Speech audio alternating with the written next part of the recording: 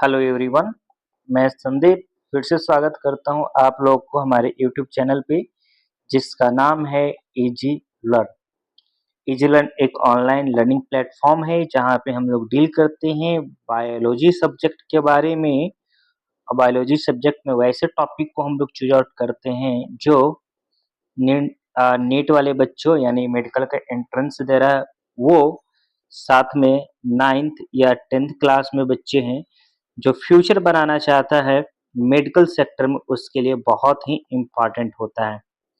एक काफ़ी highly demanded topic है, that is plant and animal cell. आज हम लोग इस पे डिस्कस करेंगे कि प्लांट और एनिमल सेल क्या होता है।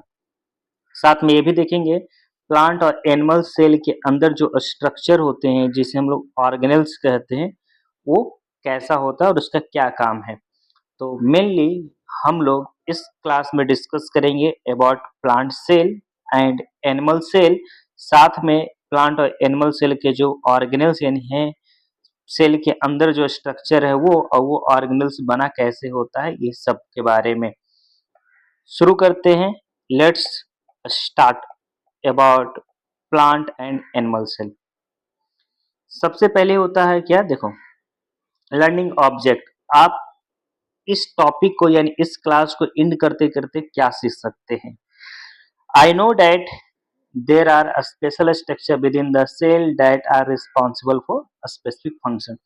आप ये इजीली हर किसी को बोल सकते हैं कि सेल का जो स्पेशल स्ट्रक्चर क्या है, साथ में वो सेल का किस काम के लिए रिस्पॉन्सिबल होता है, आप क्लास के एंड होते होते इजीली किसी को भी बोल पाएंगे।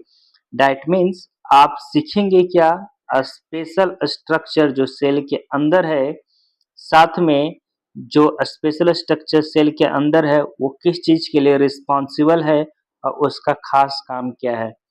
बेटा एक चीज माइंड में याद रख लेना, सेल के अंदर जो भी स्ट्रक्चर साइटोप्लाज्म में होगा उस स्ट्रक्चर को ऑर्गेनेल कहते हैं। लाइक माइटोकॉन्ड्रिया, न्यूक्लियस, ये सब ऑर्गेनेल है। आप इस क्लास तक एंड होते होते आप इजीली बोल पाओगे कि I am able to identify different structure within the cell. कहने का मतलब है क्लास खत्म होते होते आप इजीली सेल के डिफरेंट स्ट्रक्चर को पहचान पाओगे। साथ में आप इस क्लास के एंड होते होते ये भी कहोगे कि I am able to explain each structure function in the within the cell. Cell के अंदर जो भी स्ट्रक्चर है उसका फंक्शन है, आप इजीली एक्सप्लेन कर पाओगे किसी भी अनदर को। तो बने रहो इस क्लास में मेरे साथ। सबसे पहले याद है तुम लोग को डिफिनेशन ऑफ ऑर्गेनल्स। ऑर्गेनल्स का डिफिनेशन क्या होता है, सिंपल सा वर्ड है, याद रख लेना। बॉडी के पार्ट्स को, जिस तरह से बॉडी के पार्ट को ऑर्गन कहते हैं जिसका एक खास काम होता है, उसी तरह से बेटा याद कर लेना सेल के पार्ट को ऑर्गेनेल्स कहेंगे जिसका एक कोई खास काम होगा। बट कंडीशन अप्लाई क्या है कि ये ऑर्गेनेल्स जब भी होगा तो सेल के साइटोप्लाज्म में देखने को मिलेगा, सेल के साइटोप्लाज्म में देखने को मिलेगा। नेक्स्ट हम लोग शुरू करते हैं, that is what is an organelles. Organelles क्या होता है, देखो, ऑर्गेनेल्स दैट मीन्स सेल के अंदर जो स्ट्रक्चर है उसे हम लोग ऑर्गेनेल्स कहते हैं। तो ऑर्गेनेल्स है वो बहुत सारे दिखेंगे डिफरेंट स्ट्रक्चर में सेल के अंदर, बट हर एक का कोई एक खास काम होगा जो सेल के अंदर कंप्लीट करेगा। बेटा एग्जाम्पल के लिए अगर मैं देख लूं, जैसे फॉर एग्जाम्पल के लिए न्यूक्लियस।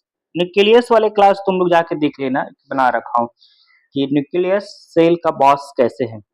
न्यूक्लियस को देखेंगे तो सेल के ऑलमोस्ट ऑल फंक्शंस को कंट्रोल करता है। उसी तरह एक ऑर्गेनेल्स का नाम बता दूं, दैट इज माइटोकॉन्ड्रिया। माइटोकॉन्ड्रिया है, इसे हम लोग पावर हाउस बोलते हैं बिकॉज ये सेल के अंदर एनर्जी यानी मेटाबॉलिक रिएक्शन होते हैं, रेस्पिरेशन का भी काम करता है।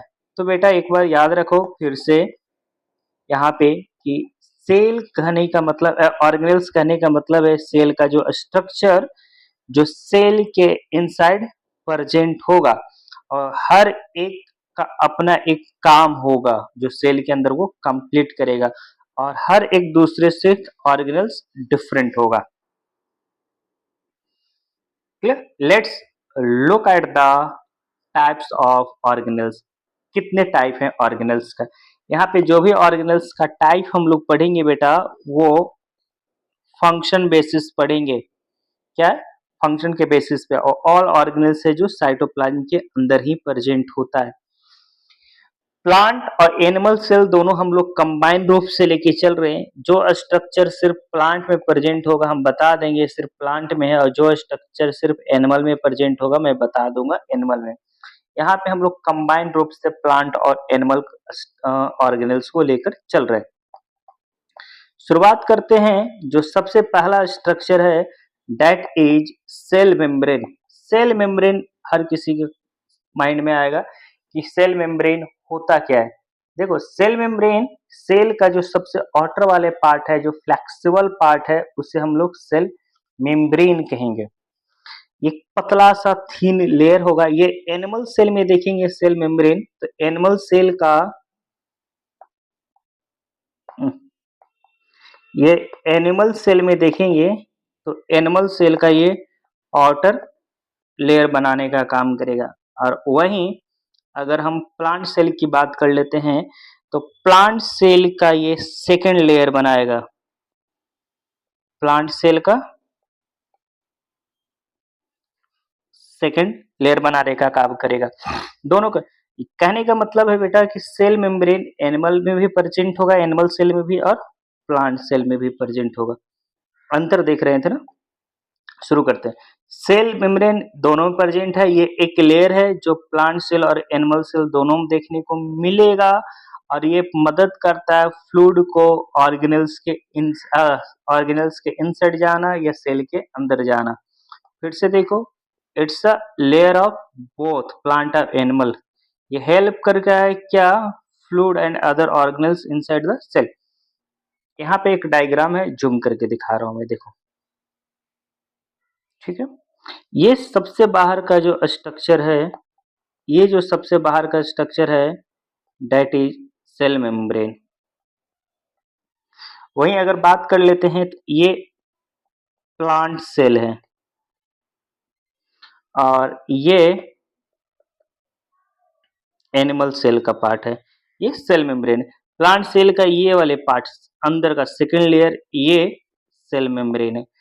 सेल मेम्ब्रेन मेनली क्या करता है? किसी भी मटेरियल को अलाउ करता है सेल के अंदर जाने का और सेल से बाहर होने का।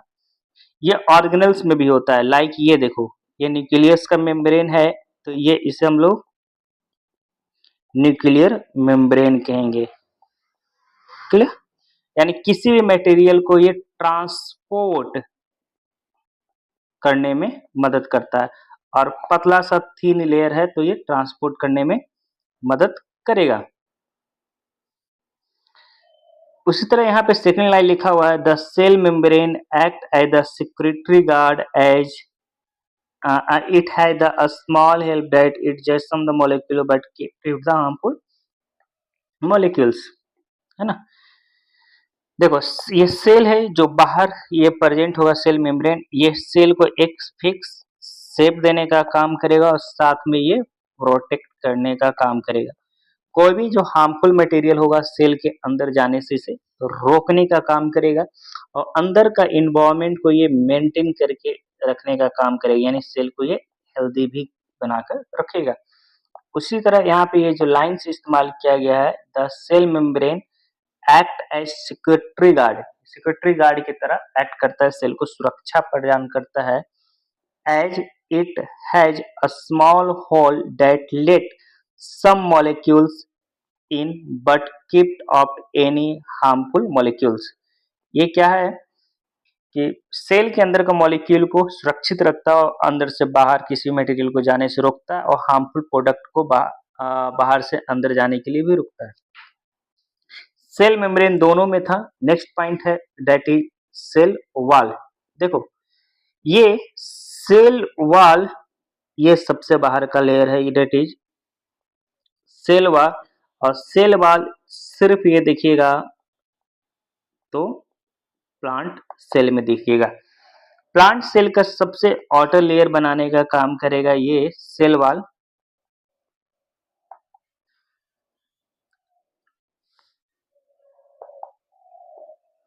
आउटर लेयर बनाने का काम करेगा सेल वॉल, और ये प्लांट सेल को प्रोटेक्ट करेगा सारे चीजों से, सारे मटेरियल से। सेल वॉल देखेंगे बेटा तो ये हार्ड होता है, सेल वॉल हार्ड और रिजिड होता है। तो ये सेल वॉल जो दिख रहे हैं, ये स्ट्रक्चर ये प्रोटेक्ट करेगा प्लांट को, सेल से, प्लांट के सेल को हर एक सिचुएशन में, यानी एवरीथिंग से ये प्रोटेक्ट करेगा, चाहे वो हार्मफुल पार्टिकल्स हो, पैथोजेन हो, डस्ट हो, या किसी भी चीज से ये सेल वॉल प्लांट सेल को प्रोटेक्ट करने का काम करेगा।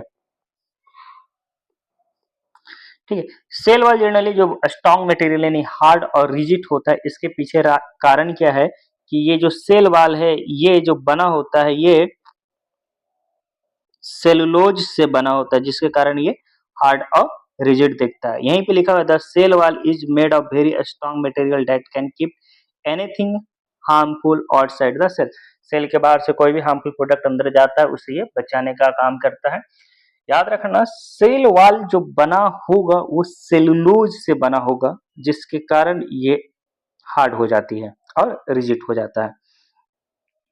नेक्स्ट पॉइंट हम लोग देखेंगे दैट इज साइटोप्लाज्म। देखो साइटोप्लाज्म सेल के अंदर जो भी फ्लूइड वाले मटेरियल होगा वो साइटोप्लाज्म। इस डायग्राम को एनिमल में देखते हैं।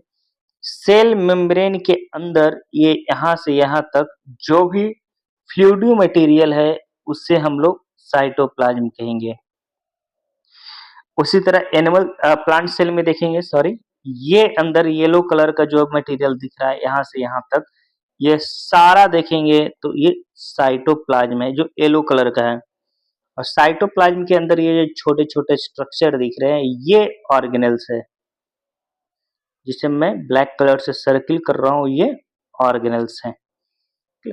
साइटोप्लाज्म एक लिविंग पार्ट है, सेल का क्या है, ये लिविंग पार्ट है। और साइटोप्लाज्म के अंदर ही सेल का ऑल मेटाबॉलिक रिएक्शंस होते हैं, चाहे वो साइटोप्लाज्म का मटेरियल सेल्स के अंदर हो या न्यूक्लियस के अंदर कहीं भी हो, ये मेटाबॉलिक रिएक्शंस देखने को अंदर मिलेंगे। तो cytoplasm is the site for metabolism. अब आगे आते हैं इसमें, देखो साइटोप्लाज्म। साइटोप्लाज्म बेटा कहने का मतलब है एक फ्लूइडी मटेरियल है जो सेल के अंदर भरा हुआ रहेगा। साइटोप्लाज्म प्लांट और एनिमल सेल दोनों के अंदर दिखेगा, बोथ प्लांट और एनिमल सेल। ठीक है। और इसमें बहुत सारे मॉलिक्यूल्स अलग अलग टाइप के डिजॉल्व होंगे, और इस ये सेल को लाइफ प्रोवाइड करने का काम करता है। और साथ में साइटोप्लाज्म के अंदर मेटाबॉलिक रिएक्शंस देखने को मिला होगा। साइटोप्लाज्म बेटा देखे जाए तो ये जेली सब्सटेंस है। जेली सब्सटेंस कहने का मतलब है कि चिपचिपा जेल की तरह दिखेगा, ये जेली मटेरियल होगा। ठीक है, जैसे अंडे को फोड़ने के बाद जेली मटेरियल दिखता है ना, सिम वैसा ही ये दिखेगा। Next nucleus. देखो न्यूक्लियस के एक पूरा मैं क्लास यूट्यूब पे डाल रखा हूँ, पहले वाला क्लास जाके देखना, पूरा न्यूक्लियस को डिटेल समझाया गया है। यहाँ पे देखो एनिमल सेल के अंदर ये वाला जो स्ट्रक्चर है दैट इज न्यूक्लियस, और वहीं अगर प्लांट सेल के अंदर देखेंगे ये वाला स्ट्रक्चर है तो ये न्यूक्लियस है। न्यूक्लियस के अंदर एनिमल सेल के अंदर भी देखें या प्लांट सेल के अंदर एक छोटा सा स्ट्रक्चर होता है, इस स्ट्रक्चर को हम लोग न्यूक्लियोलस कहते हैं। वहीं देखेंगे प्लांट सेल के अंदर भी ये छोटा सा स्ट्रक्चर दिखेगा, इस स्ट्रक्चर को भी हम लोग न्यूक्लियोलस कहेंगे। न्यूक्लियस एक बहुत ही इंपॉर्टेंट ऑर्गेनेल है, और ये न्यूक्लियस जेनेटिक मटेरियल को होल्ड करके रखता है। क्या है, ये जेनेटिक मटेरियल को होल्ड करके रखता है न्यूक्लियस। सारे जेनेटिक मटेरियल देखेंगे वो न्यूक्लियस में ही हमें दिखेगा। न्यूक्लियस का सबसे मेजर काम होता है बेटा कि ये सारे फंक्शंस के, सेल के सारे फंक्शंस को कंट्रोल करता है। चाहे वो प्लांट सेल का फंक्शन हो या एनिमल सेल का फंक्शन हो। फंक्शन में सब चीज आ जाता है, जैसे सेल का ग्रोथ न्यूक्लियस कंट्रोल करेगा, सेल का रिप्रोडक्शन यानी खुद टूट के नंबर बढ़ाना न्यूक्लियस कंट्रोल करेगा, सेल के अंदर रेस्पायरेशन हो रहा है, रेस्पायरेशन मतलब एनर्जी का ब्रेकडाउन हो रहा है, न्यूक्लियस कंट्रोल करेगा, सेल के अंदर एक्सचेंज हो रहा है किसी मटेरियल का, तो ये न्यूक्लियस कंट्रोल करेगा। कहने का मतलब है कि all the activities of cells control by the nucleus. देखो न्यूक्लियस जो है जनरली देखेंगे ये सेंटर में ही मिलेगा एनिमल सेल में, लेकिन प्लांट सेल में जैसे जैसे सेल ओल्ड होते जाता है ये थोड़ा सा साइड होते जाता है। न्यूक्लियस जनरली सेंटर में दिखता है और प्लांट सेल में जैसे जैसे ये ओल्ड होते जाता है वो साइड होते हुए चला जाएगा। एक चीज याद रखना, मैंने बोला कि न्यूक्लियस के अंदर जेनेटिक मटेरियल होता है, जेनेटिक मटेरियल में जनरली क्रोमेटिन यूजुअली दिखेगा, लेकिन एनिमल में जब सेल डिवीजन के समय देखेंगे ये क्रोमेटिन ही है जो क्रोमोसोम्स और डीएनए बनाएगा। क्रोमोसोम्स जनरली ये सेल डिवीजन के समय दिखता है, तो क्रोमोसोम्स, डीएनए, क्रोमेटिन ये सब न्यूक्लियस के इनसाइड प्रेजेंट होता है और जेनेटिक मटेरियल होता है। मैं आगे चल के एक न्यूक्लिक एसिड पे पूरा एक कंप्लीट वीडियो बनाऊंगा जिसमें अच्छे से डिस्कस करेंगे about chromatin, chromosomes and RNA. अभी मैंने बताया कि ये न्यूक्लियस के अंदर जो छोटा सा स्ट्रक्चर है उस स्ट्रक्चर को हम लोग न्यूक्लियोलस कहते हैं। ये न्यूक्लियस के अंदर ये जो छोटा सा स्ट्रक्चर है इस स्ट्रक्चर को न्यूक्लियोलस कहते हैं। तो न्यूक्लियोलस चाहे प्लांट सेल में हो या एनिमल सेल हो, सॉरी न्यूक्लियस चाहे प्लांट सेल में हो या एनिमल सेल, ये दोनों में न्यूक्लियोलस दिखेगा। ठीक है, न्यूक्लियस के इनसाइड होगा। और न्यूक्लियोलस जनरली जो बना होता है वो आरएनए का बना होता है और प्रोटीन का बना होता है। ये जो न्यूक्लियोलस स्ट्रक्चर देख रहे हैं ये दो मेजर कंपोनेंट से बना होता है, एक राइबोन्यूक्लिक एसिड से और प्रोटीन, ये दो मेजर कंपोनेंट से बना होता है। और न्यूक्लियोलस का मेजर फंक्शन देखेंगे तो ये राइबोसोम बनाने में मदद करता है। नेक्स्ट अगर हम लोग देखेंगे स्ट्रक्चर दैट इज क्लोरोप्लास्ट। बेटा याद रख लेना ये जो स्ट्रक्चर देख रहे हो क्लोरोप्लास्ट यहाँ पे बनाया हुआ है, ये क्लोरोप्लास्ट है। क्लोरोप्लास्ट सिर्फ प्रेजेंट होगा तो प्लांट सेल में, only present in plant cell. यही एक स्ट्रक्चर है जो प्लांट पे एक स्पेशल करेक्टर प्रोवाइड करता है दैट इज फोटोसिंथेसिस।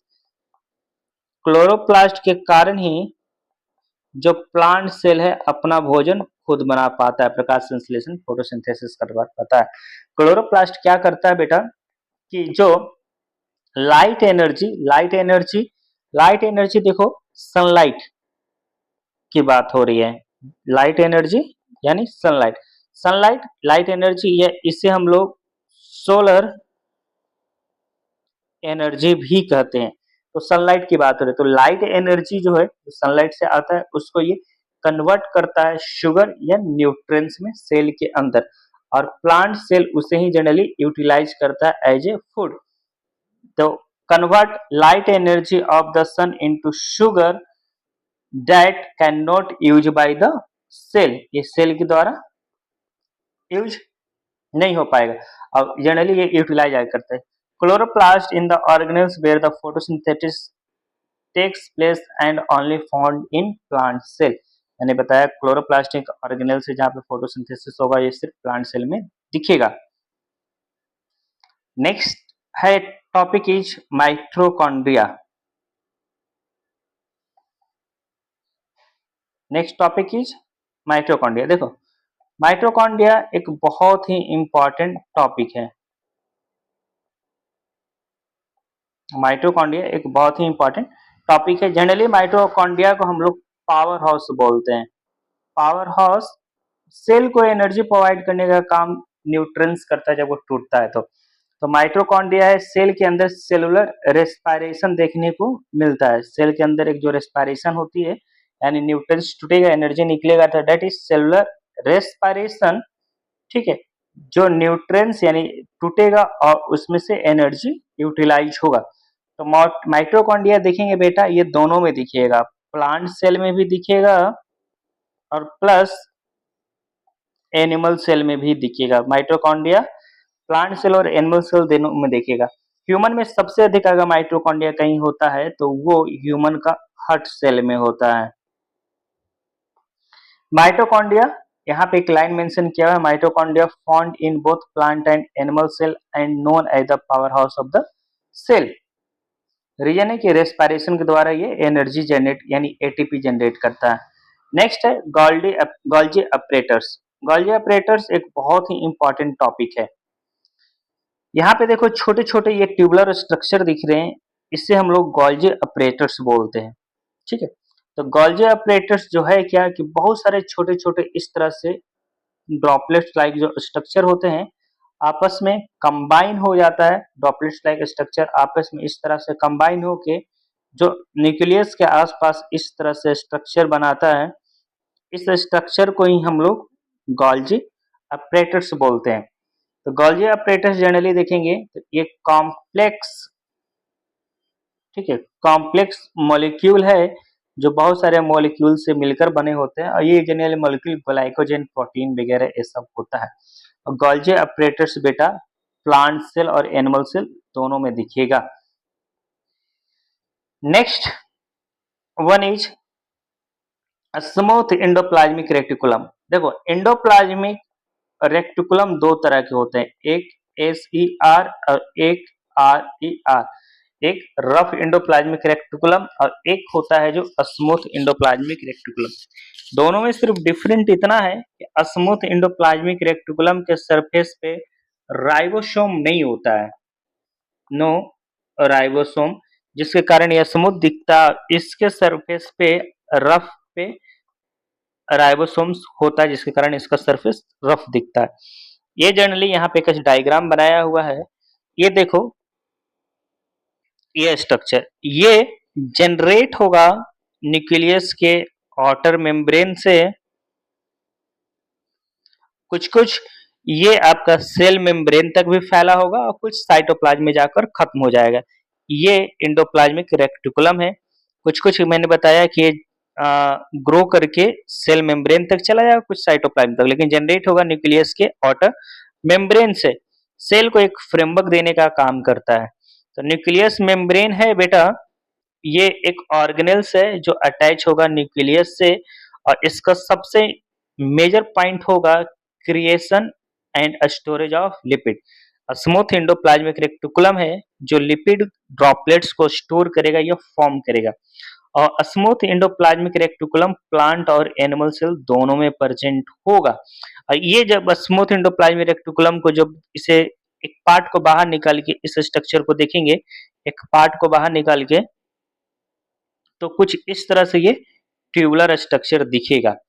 छोटे छोटे इस तरह से, आप यहाँ पे भी गौर से देखो, कुछ इस तरह से ये ट्यूबुलर स्ट्रक्चर दिखेगा। तो स्मूथ एंडोप्लाज्मिक रेक्टिकुलम ये ट्यूबुलर स्ट्रक्चर है सेल का।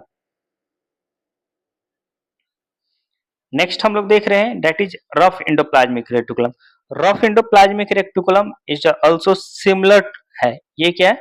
ये भी सिमिलर ही है स्मूथ एंडोप्लाज्मिक रेक्टिकुलम की तरह ही, लेकिन रफ एंडोप्लाज्मिक रेक्टिकुलम के सरफेस पे राइबोसोम्स दिखेंगे जिसके कारण इसे रफ एंडोप्लाज्मिक रेक्टिकुलम कहते हैं।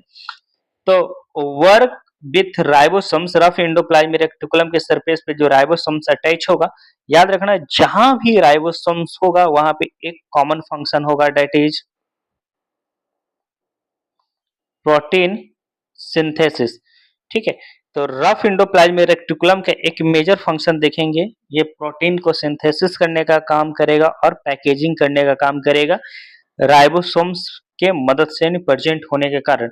रफ एंडोप्लाज्मिक रेक्टिकुलम है बेटा, ये भी दोनों में दिखेगा, प्लांट और एनिमल सेल में। ये भी बम्पी मेम्ब्रेन यानी दो मेम्ब्रेन का लाइक स्ट्रक्चर है और न्यूक्लियस के आउटर मेम्ब्रेन से ही ये जनरेट होता है। Next one is vacuole. देखो वैक्यूल है जो प्लांट और एनिमल सेल दोनों में दिखेगा। वैक्यूल कहने का मतलब है कि इस तरह से छोटे छोटे स्ट्रक्चर दिखेंगे जो स्टोर करेगा एयर या वाटर मॉलिक्यूल या फूड मॉलिक्यूल के। बट प्लांट में क्या है कि ये वैक्यूल बड़ा दिखता है। साइटोप्लाज्म इसका ग्रोथ जैसे जैसे प्लांट सेल का होता है, साइटोप्लाज्म का अमाउंट कमते रहता है। उस जगह को भरने के लिए वैक्यूल का साइज बढ़ने लगता है, जिसके कारण न्यूक्लियस प्लांट सेल में साइड हो जाते हैं। वहीं पे एनिमल में देखेंगे तो इस तरह से छोटे छोटे वैक्यूल दिखेगा। क्लियर? तो नेक्स्ट आते हैं, ये स्टोर करेगा बबल्स, फूड, न्यूट्रिएंट्स और जो भी न्यूट होगा वो सर्व करने का काम करेगा। बट ये प्लांट में क्या होगा कि ये वैक्यूल कंपेयर टू एनिमल ये लार्ज होगा। एनिमल में देखेंगे तो ये वैक्यूल बेटा स्मॉल होगा। Next point is ribosomes. देखो यहाँ पे राइबोसोम एक स्ट्रक्चर है। जनरली राइबोसोम देखेंगे ये राइबोज का बना होता है। राइबोसोम राइबोज के दो सब यूनिट से मिलकर बना होगा। राइबोसोम बनने के लिए दो छोटे छोटे यूनिट चाहिए, राइबोज का होता है। यहाँ पे देखो डायग्राम को बाहर करके मैं दिखाया हूँ। तो स्मॉल ऑर्गेनेल्स है बहुत सारा, लेकिन छोटे छोटे इसमें देखेंगे एमिनो एसिड वगैरह ये सब मिलकर ये राइबोसोम्स बना होता है। और राइबोसोम जनरली दो सब यूनिट से बना होता है। और राइबोसोम्स ये प्लांट और एनिमल सेल दोनों में दिखेगा।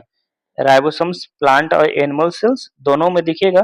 अब मैंने अभी बताया कि जहां पे भी राइबोसोम्स होगा वहां पे एक कॉमन फंक्शन दिखेगा, दैट इज प्रोटीन सिंथेसिस। देखो ये एक ओवरव्यू है सेल का। हम लोग डीपली पढ़ेंगे, जिस तरह न्यूक्लियस को डिटेल्स में पढ़े उसी तरह हर एक ऑर्गेनेल्स को काफी डीपली पढ़ेंगे। ठीक है, अभी सिर्फ ओवरव्यू में क्लियर कर रहा हूं। तो राइबोसोम्स ये भी देखेंगे राइबोज के दो यूनिट से, यानी दो छोटे छोटे यूनिट से मिलकर बना होता है, यूनिट 1 और यूनिट 2। ये देखते हैं आपका 70S राइबोसोम्स और 80S राइबोसोम्स कैसे होता है, ये आगे हम लोग डिस्कस करेंगे। तो राइबोसोम्स का मेजर काम है protein synthesis. Next one is peroxisome. देखो पेरोक्सिसोम बहुत ही इंपॉर्टेंट है, हर बात को मैं इंपॉर्टेंट ही बोलता हूँ भाई।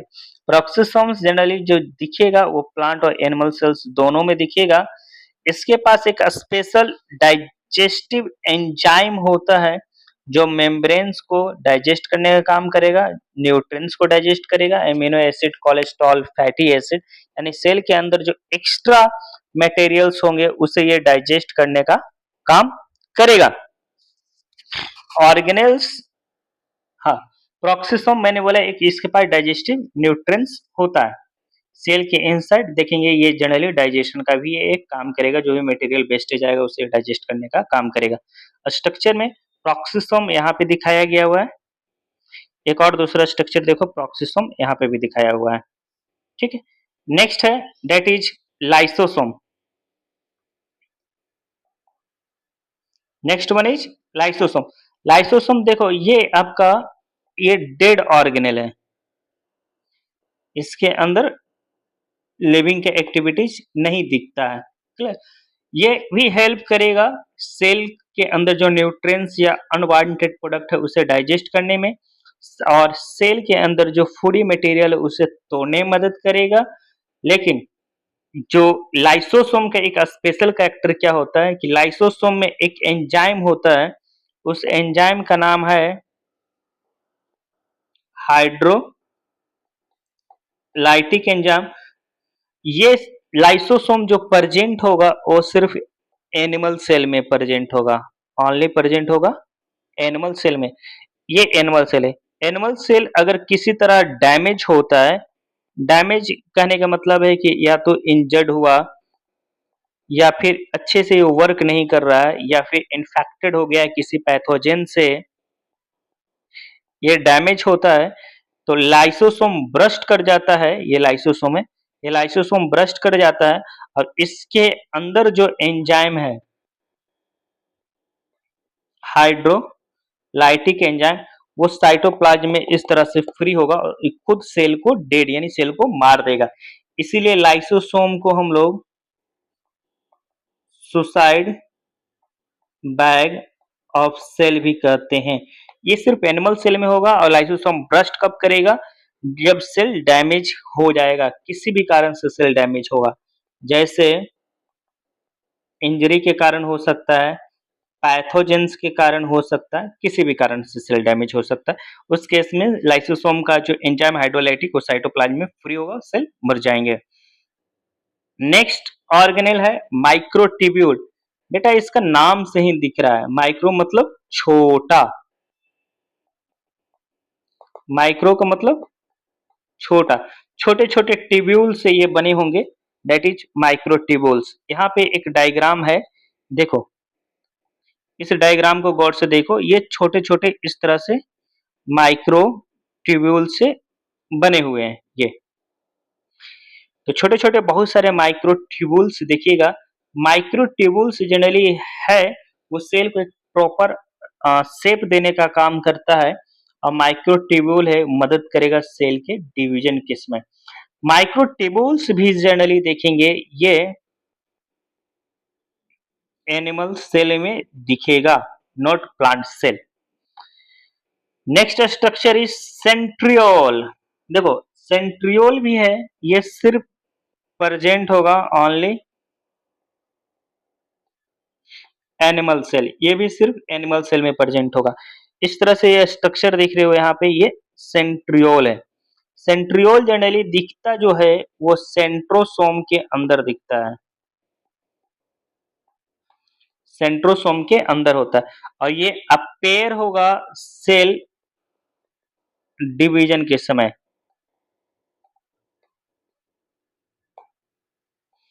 और मैंने क्या बताया, ये जनरली अपेयर होगा सेल डिवीजन के समय। दैट मीन्स सेंट्रियोल जो है जो हेल्प करेगा सेल डिवीजन में। और सेल डिवीजन बेटा दो तरह से होते हैं, माइटोसिस और मियोसिस, तो ये दोनों में मदद करेगा। ये देख लो यहाँ पे सेल डिवीजन दो तरह से होते हैं, एक जो सेल डिवीजन होता है दैट इज माइटोसिस, और एक सेल डिवीजन होता है वो आपका मियोसिस है। माइटोसिस और एक सेल डिवीजन है मियोसिस। और सेंट्रियोल से सिर्फ एनिमल सेल में प्रेजेंट होगा और ये सेल डिवीजन के समय मदद करेगा। और सेंट्रोसोम के अंदर होगा और ये बना होगा माइक्रोट्यूब्यूल से। हाँ याद रख लेना, सेंट्रियोल बना किससे है?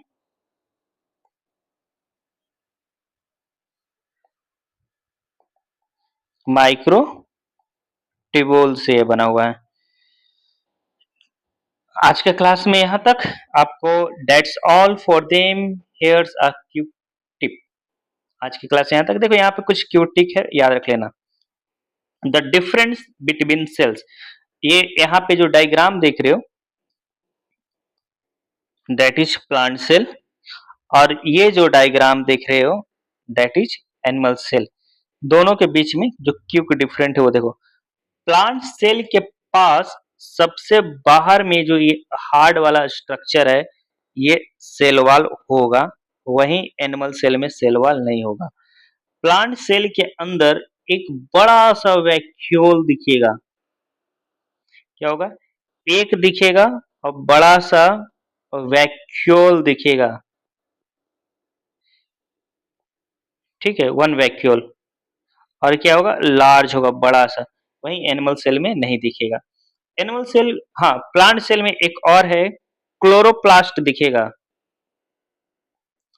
प्लांट सेल में क्लोरोप्लास्ट होगा, वहीं एनिमल सेल में नहीं होगा। एनिमल सेल की बात कर लेते हैं।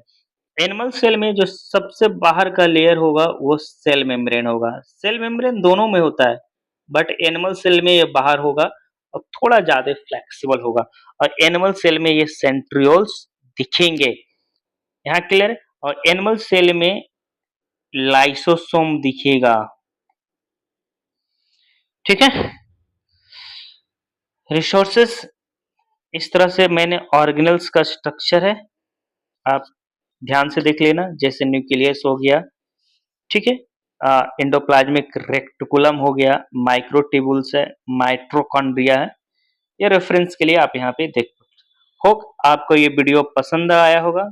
तो इसी तरह इजी लर्न पे बने रहो, स्वीट एक्सप्लेनेशन में देते रहूंगा। नेक्स्ट आप कमेंट करके बताओ मुझे कौन से टॉपिक पे आप लोगों को वीडियो चाहिए। ये ओवरव्यू था सेल का, हर एक ऑर्गेनेल्स का डीपली वीडियो आएगा बच्चा।